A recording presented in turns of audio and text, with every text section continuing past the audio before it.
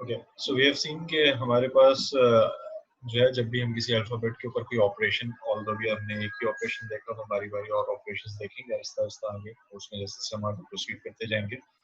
आवाज तो ठीक आ रही है ना मेरी आप लोगों को? सो हमने ये बात देखी कि जैसे जैसे हम आगे बढ़ते हैं हमारे पास जो है वो या किसी हम अल्फाबेट का ऑपरेशन जो है कोई अप्लाई करते हैं तो नतीजे में हमारे पास एक लैंग्वेज जनरेट होती है। और एस्टेरिक्स हमने क्लियरली स्टार क्लोजर जो है वो ऑपरेशन को डिफाइन किया और उसके नतीजे में हमारे पास जो लैंग्वेज जनरेट होती है वो language of all possible strings होती है, language of all strings of from that alphabet including the null string.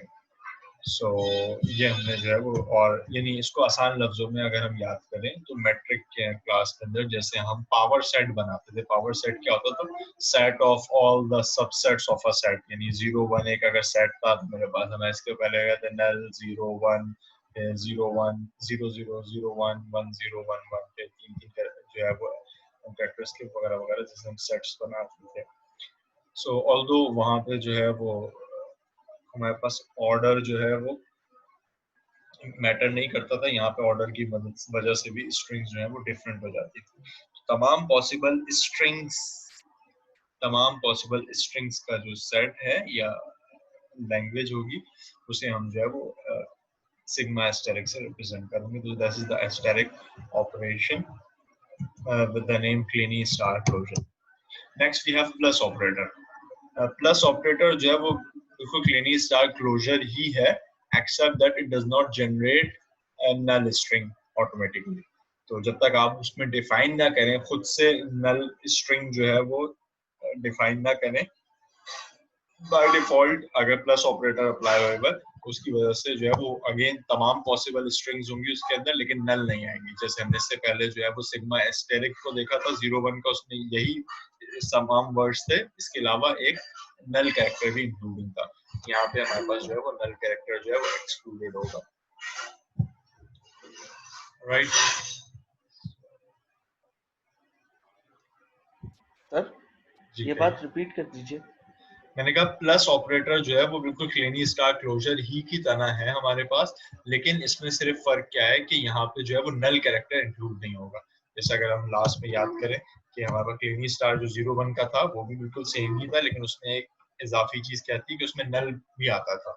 हमारे पास तमाम पॉसिबल स्ट्रिंग्स के अंदर जो है वो नल कैरेक्टर भी आ जाता है, जबकि प्लस ऑपरेटर्स जो हम इसको रिप्रेजेंट करेंगे तो सिग्मा प्लस इसी अल्फाबेट का जिसके अंदर जो है वो 0 1 जो है वो एलिमेंट्स मौजूद थे उसके अंदर जो है वो नल कैरेक्टर इंक्लूड नहीं होगा, बाकी जो है वो सारी चीजें ऐसी की ऐसी हमारे पास मौजूद होंगी, राइट? Okay sir. सो अगर ये मेरे पास एक अल्फाबेट मौजूद है जिसके अंदर जो है वो अब आपको होपफुली जो है ये बातें जो है वो क्लियरली समझ में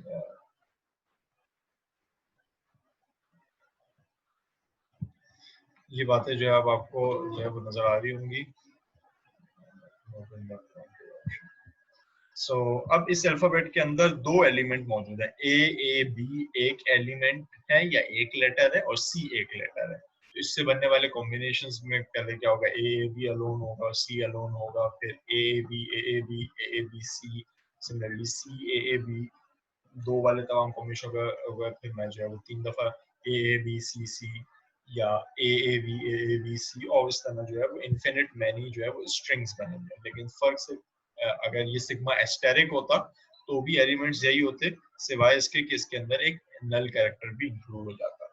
यानी ये हमने जो है वो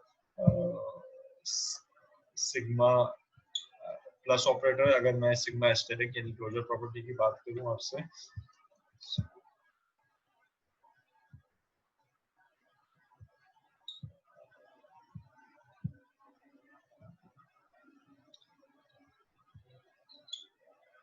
सो अगर मैं जो है वो क्लोजर प्रॉपर्टी की बात करूं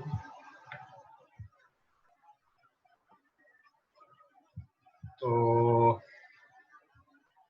हमारे पास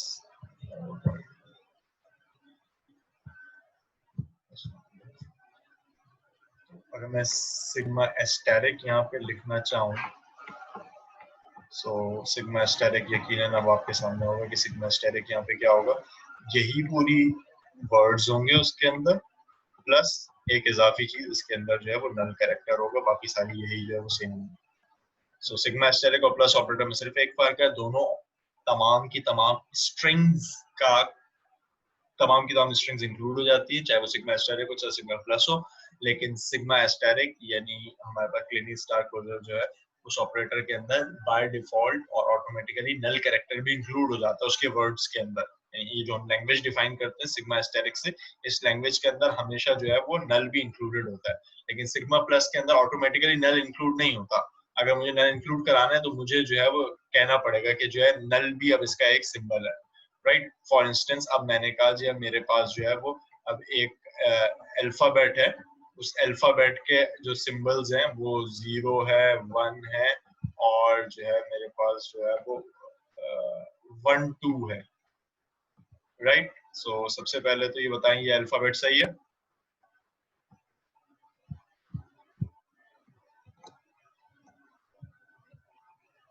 जी ये अल्फाबेट सही है? No sir. नहीं सर। और वजह क्या है उसकी?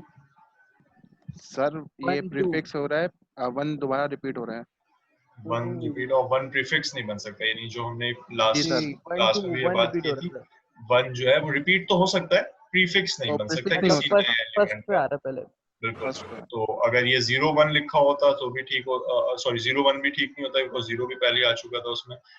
2 1 लिखा होता तो ये बात ठीक हो जाती, या कोई भी और एलिमेंट इसका प्रीफिक्स बन जाता तो ये एक नया एलिमेंट बन सकता था।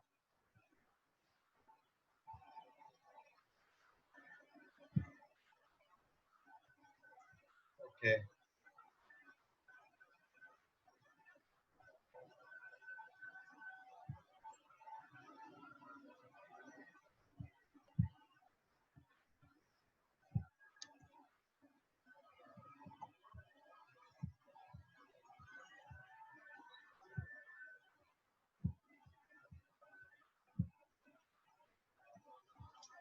I don't know why it's not present every.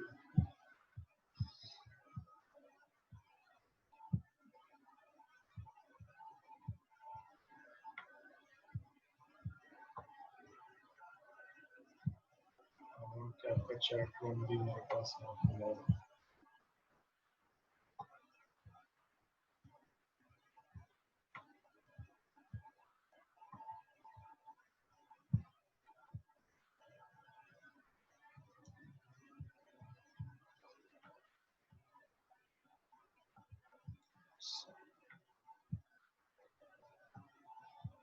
Okay so plus operator और हमने एस्टेरिक यानी क्लिनिक स्टार क्लोजर प्रॉपर्टी के अंदर जो है वो डिफरेंस देख लिया कि बाय डिफॉल्ट जो है प्लस ऑपरेटर के अंदर नल कैरेक्टर इंक्लूड नहीं होता है हमारे पास।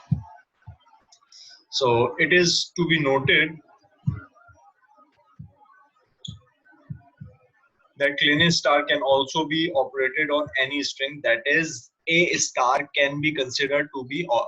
So ना सिर्फ ये अल्फाबेट्स के ऊपर अप्लाई होगा, जैसे मैंने एक अल्फाबेट से जनरेट किए, a एक एलिमेंट है और ना सिर्फ एलिमेंट है बल्कि एक स्ट्रिंग भी है। स्ट्रिंग क्या होता था, एलिमेंट्स का कॉन्केटिनेशन होती थी, तो सिंगल एलिमेंट भी इवन नल कैरेक्टर भी एक स्ट्रिंग होता था।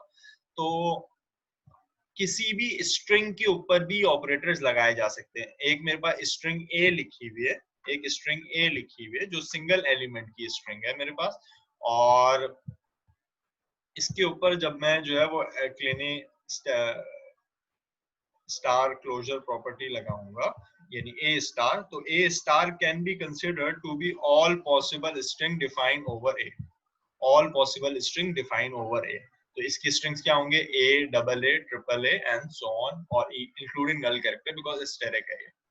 सो सिमिलरली ये जो प्लस ऑपरेटर है ये भी किसी स्ट्रिंग के ऊपर अप्लाई हो सकते हैं। जैसे ए है मेरे पास, ए एक स्ट्रिंग है, अब इस स्ट्रिंग के ऊपर अगर मैं प्लस ऑपरेटर अप्लाई करता हूँ तो it would generate a double A triple a और 4 दफा ए और so on so forth. Hopefully you are getting it. तो किसी स्ट्रिंग के ऊपर ये ऑपरेशंस जो है वो अप्लाई किए जा सकते हैं, राइट। लाइक मेरे पास एक स्ट्रिंग लिखी हुई है ए बी, मेरे पास एक स्ट्रिंग लिखी हुई है ए बी और मैं ए बी के ऊपर जो है वो एस्टेरिक लगाता हूँ। तो इसका मतलब क्या है कि अब ये तमाम इस स्ट्रिंग से जनरेट होने वाले तमाम स्ट्रिंग्स अब मुझे जो है वो यानी ये ऑपरेटर जो है वो जनरेट कर देगा इस ए बी स्ट्रिंग से जनरेट होने तमाम स्ट्रिंग्स। तो वो क्या होंगी, सबसे पहले नल होगी और फिर मेरे पास जो है वो A B and so on so forth मेरे पास जो है वो स्ट्रिंग्स जनरेट होती रहेंगी। Okay, so that's all about the two operation asterisk and plus operation। ये किसी ना सिर्फ ये जो है वो अल्फाबेट्स के ऊपर अप्लाई हो सकेंगे बल्कि इवन जो है वो ये स्ट्रिंग्स के ऊपर भी अप्लाई हो सकेंगे। यही बात हमने जो है वो यहाँ पे डिफाइन की थी। It is should note that the clearness closure can be defined over any set of strings। कोई क्वेश्चन हो तो आप बीच में पूछ लीजिएगा ना, हेजिटेट नहीं करना है आप लोगों ने। नेक्स्ट भी हम रिकर्सिव डेफिनेशन, हम लैंग्वेजेस के हमने जो है वो फॉर्मल लैंग्वेजेस की डिस्क्रिप्टिव डेफिनेशन देख ली थी लास्ट क्लास के अंदर। हम किस तरह डिस्क्रिप्शन के अंदर, इंग्लिश डिस्क्रिप्शन के अंदर जो है वो डिस्क्राइब कर सकते हैं इवन अब वही वाली लैंग्वेजेस को हम जो है वो रिकर्सिवली कैसे डिफाइन, रिकर्सिव यानी it's another way of defining some languages. तो वो किस तरह से हम जो है रिकर्सिव डेफिनेशंस के जरिए से किसी लैंग्वेज को डिफाइन कर सकते हैं और हम वही लैंग्वेज एग्जांपल्स देंगे सो दैट जो बातें वहां पर क्लियर हो।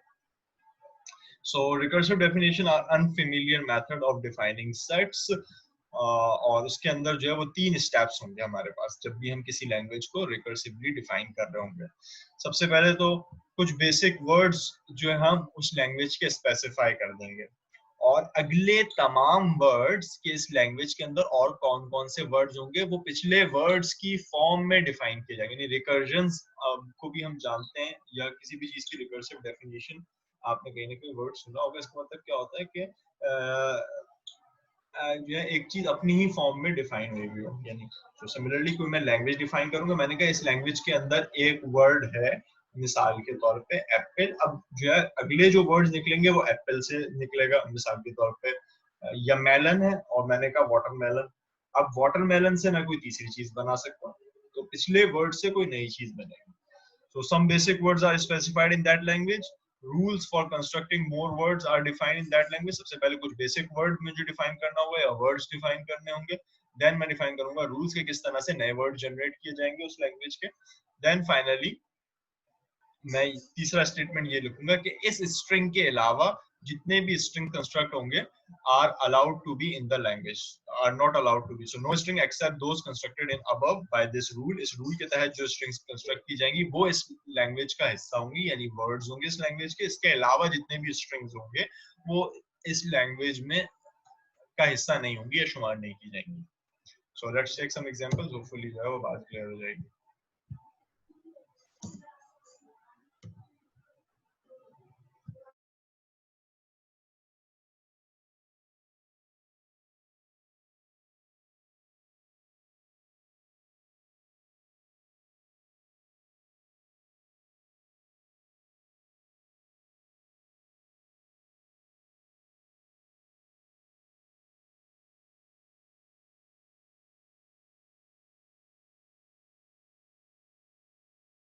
Sorry for the interruption.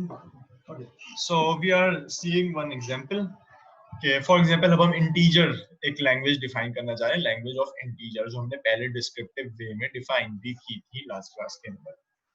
So step 1 मैं क्या कहूंगा, कोई एक इंटीजर कम से कम मैं डिफाइन करूंगा और बाकी इंटीजर मैं उसी की फॉर्म में डिफाइन करूंगा। सबसे पहले मैंने कहा जी 1 इज इन इंटीजर, जो एक लैंग्वेज है मेरी इंटीजर के नाम से मैं इसको डिफाइन कर रहा हूँ। मैंने एक जो है वो ये लैंग्वेज का नाम आ गया और मैंने पहले कहा कि ये जो 1 है ये इस लैंग्वेज का वर्ड है, एक वर्ड मैंने इसका डिफाइन कर दिया।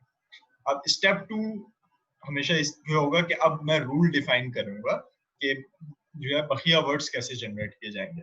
सो अब इन जनरल, अब ये x इन जनरल कहा जाए, इफ x यानी x कोई भी वर्ड हो सकता है, if x is in integer then x plus 1 and x minus 1 are also integer।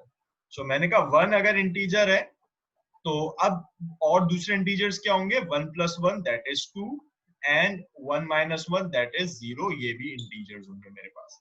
ठीक है, अब मेरे पास इस डेफिनेशन के तहत 3 इंटीजर्स जनरेट हो गए, इन तीनों से मजीद जो है वो एक एक इंटीजर जनरेट हो सकता है। मिसाल के तौर पे अब जो है यानी दो दो इंटीजर जनरेट हो सकते हैं। 0 से इंटीजर कौन कौन से जनरेट होंगे? 0 + 1 दैट इज 1 और 0 - 1 दैट इज -1 भी एक इंटीजर है। सिमिलरली 1 से जनरेट होने वाले इंटीजर तो पहले हम जनरेट कर चुके हैं, 1 + 1 that is 2 and 1 - 1 that is 0। Similarly 2 से जनरेट होने वाले इंटीजर्स कौन से होंगे? 2 - 1 दैट इज 1 और 2 + 1 दैट इज 3 भी जो है वो एक इंटीजर होगा।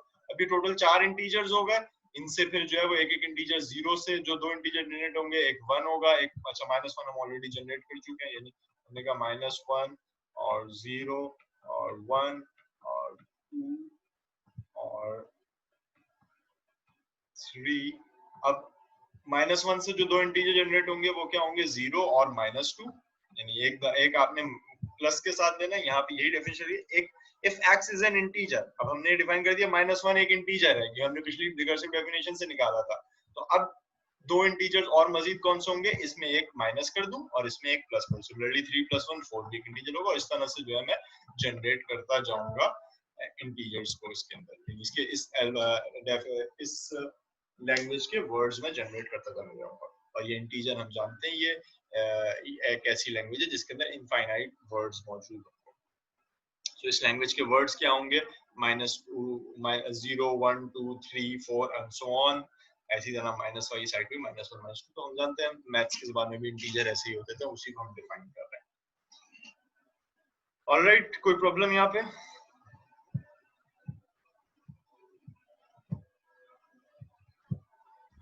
सर इसके अंदर हम लोग रूल्स डिफाइन करेंगे ना?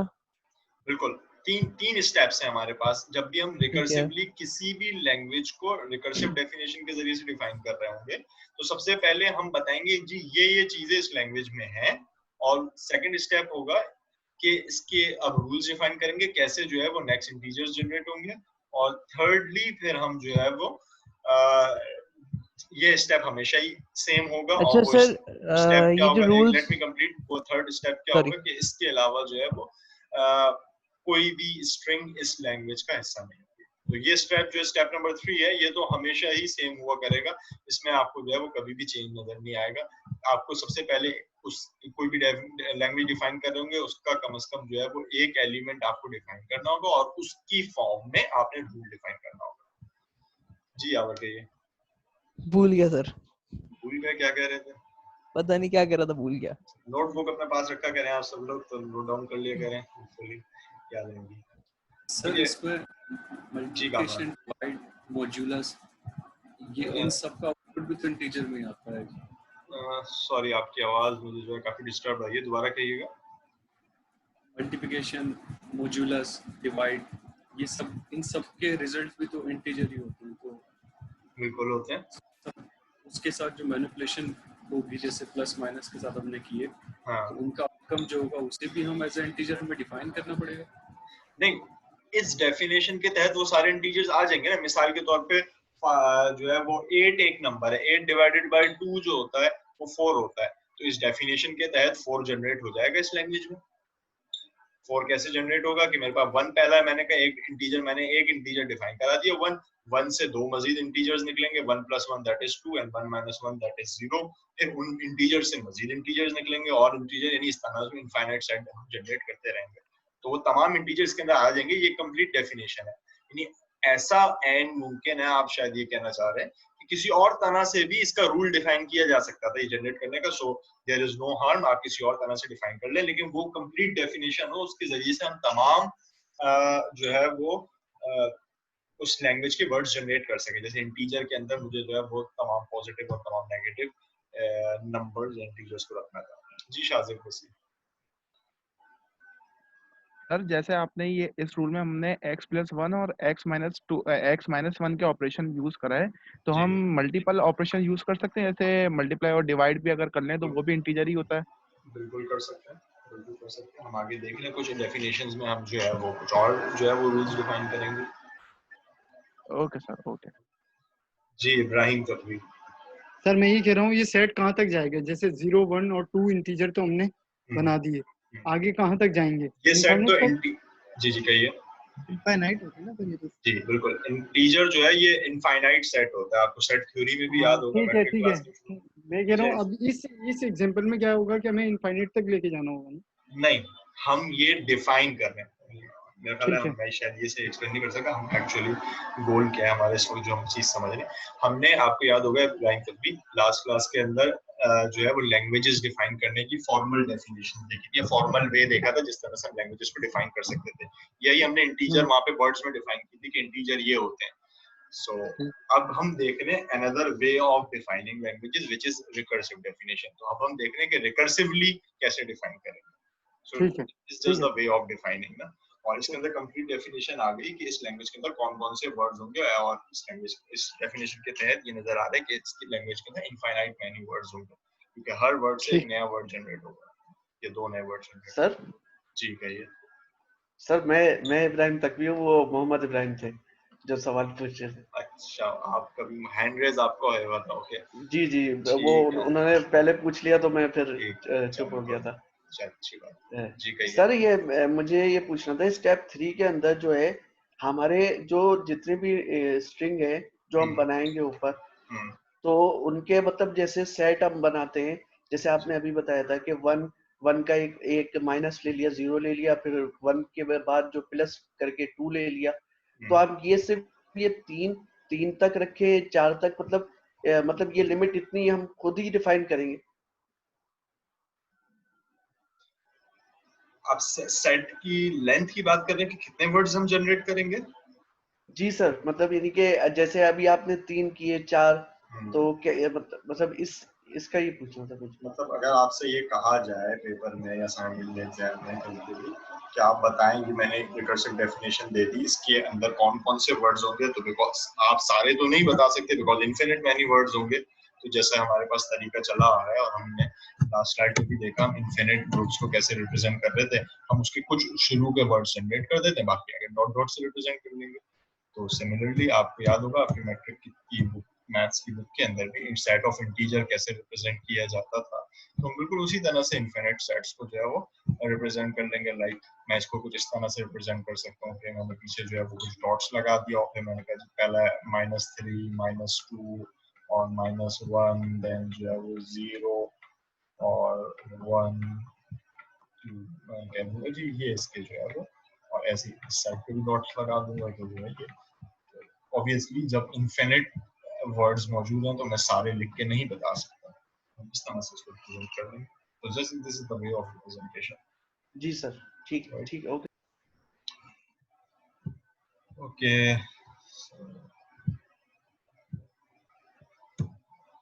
Next we have even. हमने एक और लैंग्वेज देखी थी last time, even, which is a set of even numbers. तो अब हम उसको जो है रिकर्सिव डेफिनेशन के जरिए से हम डिफाइन करेंगे। सो पहला स्टेप होता था मैं एक या एक से जायद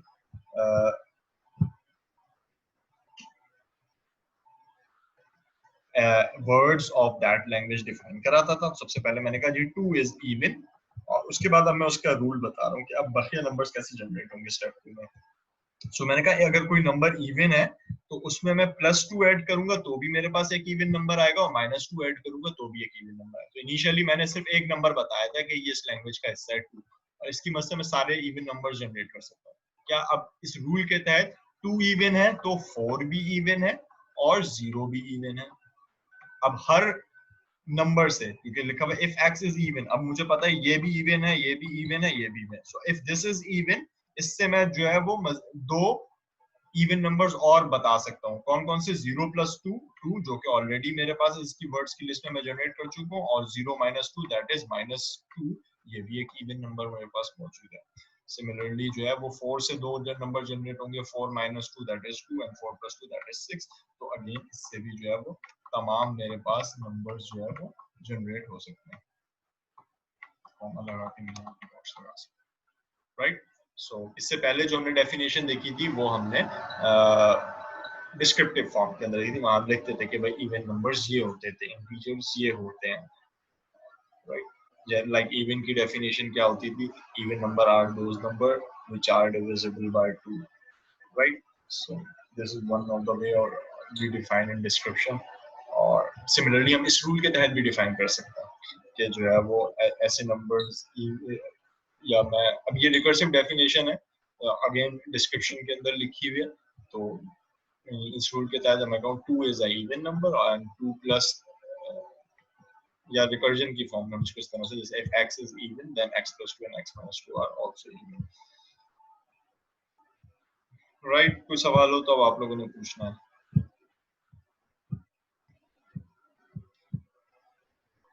next we have also seen palindrome. Palindrome हमने लास्ट टाइम भी डिफाइन किया था। पैलिंड्रोम कैसे वर्ड्स होते हैं किसी भी लैंग्वेज के अंदर जिनको जिनके एलिमेंट्स को या उस लैंग्वेज के लेटर्स को या स्ट्रिंग्स को उनके ऑर्डर को अगर रिवर्स कर दूं या reverse of string and that string जो है वो सेम होता था। यानी अगर आपको याद हो पैलिंड्रोम की हमने डेफिनेशन जैसे हमने कहा था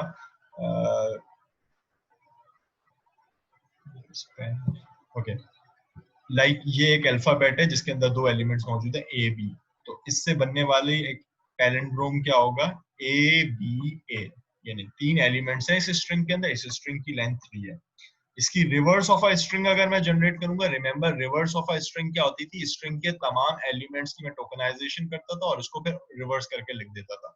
इसकी रिवर्स ऑफ अ स्ट्रिंग क्या होगी, पहले मैंने ये वाला ए लिखा, फिर ये वाला ए लिखा और सॉरी बी लिखा एंड देन फिर ये वाला एलिमेंट लिख दिया है। तो जब ये स्ट्रिंग थी मेरे पास एक और इसकी रिवर्स स्ट्रिंग भी मेरे पास जो है जिसको हम जो है वो REV ऑफ S से जो है वो रिप्रेजेंट कर रहे होते थे। सो ये स्ट्रिंग थी S और रिवर्स ऑफ अ स्ट्रिंग, ये दोनों जब एक ही चीज आती है तो हम इसको जो है वो पैलिंड्रोम कहा करते थे। रिमेंबर लास्ट क्लास के अंदर हमने देखा था रिवर्स ऑफ अ स्ट्रिंग जो है वो कैसे कैलकुलेट किया जाता है। तो ऐसे वर्ड जैसे ABA है या ABB एक ऐसी स्ट्रिंग है जो कि पैलिंड्रोम है कि मैं अगर इसको रिवर्स करके लिखूं पैलिंड्रोम है और ये स्ट्रिंग या वर्ड जो है वो इस अल्फाबेट से बनने वाले एलिमेंट से बना है ये स्ट्रिंग। सो पैलिंड्रोम एक लैंग्वेज है जिसके अंदर ऐसे तमाम वर्ड्स होंगे जिनके अंदर ये प्रॉपर्टी हो कि वो स्ट्रिंग हो या उसकी रिवर्स ऑफ अ स्ट्रिंग। यानी हमने वहां डेफिनेशन भी देखी थी पैलिंड्रोम की। पैलिंड्रोम की डेफिनेशन क्या होती थी, string is equal to reverse of a string. उस स्ट्रिंग को मैं रिवर्स कर दूं तब भी वही चीज बने, जैसे ABBA है, इसको मैं जब रिवर्स करूंगा तब भी ये ABBA ही बनेगा, राइट। लेकिन remember reverse of a string का मतलब ऐसा नहीं होता था जितने इंग्लिश अल्फाबेट्स उन सबको मैं उलट करके लिख दूं। मुझे ऐसा लग रहा है खासतौर पर नए स्टूडेंट्स को भी मुझे इसको एक दफा बता देना चाहिए ताकि जो है वो रिवर्स ऑफ अ स्ट्रिंग क्या चीज होती थी।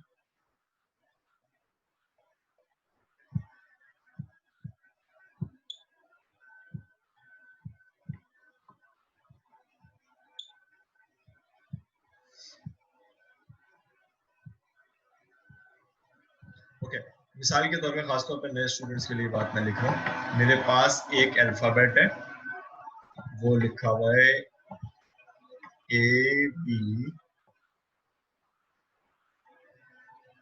एक एलिमेंट है उसके अंदर, और मेरे पास जो है वो C एक एलिमेंट है इस स्ट्रिंग के अंदर और B एक एलिमेंट है इस स्ट्रिंग के अंदर, और मतलब इस अल्फाबेट के अंदर। इस अल्फाबेट से बनने वाली एक स्ट्रिंग मेरे पास लिखी हुई है ABCB,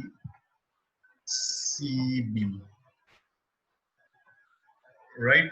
तो अब ये एक स्ट्रिंग है, इसकी रिवर्स ऑफ अ स्ट्रिंग हमें अगर जासिर बताना चाहे तो बहुत अच्छी होगी। जासिर मैं इसकी रिवर्स ऑफ अ स्ट्रिंग लिखना चाहता हूँ, अगर आप मेरी हेल्प करें। इसकी रिवर्स ऑफ अ स्ट्रिंग क्या होगी इस स्ट्रिंग की?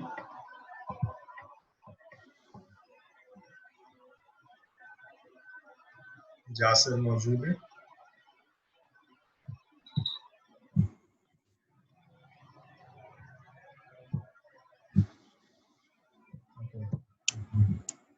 जासिर इसका मतलब मौजूद नहीं है। ओके यावर, ठीक है यावर बताइए। सर इसका होगा रिवर्स, अगर मैं सही हूँ तो B C and AB। CAB B C A B। अब इस स्ट्रिंग के मैंने टोकनाइजेशन की, ए बी एक मेरे पास जो है वो एलिमेंट है, इस अल्फाबेट का सी एक अलग एलिमेंट है, बी और मैं उसको रिवर्स करके लिखना, B then C then A B, ये इसकी रिवर्स स्ट्रिंग है। बिकॉज ए बी एक अलग एलिमेंट था, तो ऐसा नहीं है कि मुझे बी सी बी ए कोई ना लिख देता, मैं इसलिए खास तौर पे, यानी अगर कोई अगर इसकी रिवर्स स्ट्रिंग ये समझ लेता बी सी, यहाँ तक तो सब क्लियर ही होंगे, और आगे जो है वो बी ए लिखना था, तो ये जो है बात सही नहीं होती। एलिमेंट्स को रिवर्ट करना होता है, इनके इंटरनल ऑर्डर को रिवर्ट करने की कोई जरूरत नहीं होती, राइट। सो ये था रिवर्स ऑफ स्ट्रिंग। पैलिंड्रोम क्या होता है? अगर वो स्ट्रिंग और उसका reverse of a string same चीज बने, जैसे हमने कहा था एक स्ट्रिंग जो कि डिफाइन हुई हुई थी, हम उसमें चले जाते हैं स्क्रीन पे,